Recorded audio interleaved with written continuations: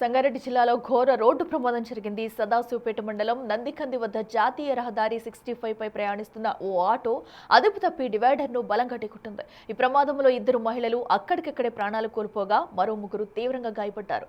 జహీరాబాద్ దర్గాను దర్శించుకుని తిరిగి హైదరాబాద్ వెళ్తుండగా ఈ విషాదం చోటు చేసుకుంది.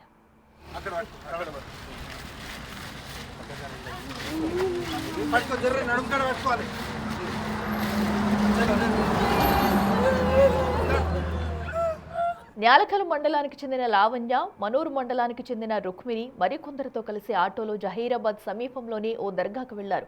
అక్కడ పూజలు ముగించుకుని తిరిగి హైదరాబాద్కు ప్రయాణమయ్యారు. అయితే సదాశివపేట మండలం నందికంది గ్రామ శివారులోకి రాగానే ఆటో ఒక్కసారిగా అదుపు తప్పి రోడ్డు డివైడర్ను కొట్టింది.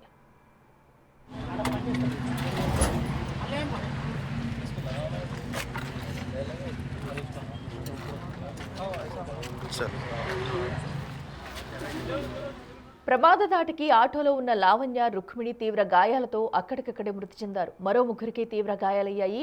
డ్రైవర్ నిద్రమత్తే ఈ ప్రమాదానికి ప్రధాన కారణమని స్థానికులు చెబుతున్నారు. సమాచారం అందుకున్న పోలీసులు వెంటనే ఘటనా స్థలానికి చేరుకుని గాయపడిన వారిని ఆసుపత్రికి తరలించారు.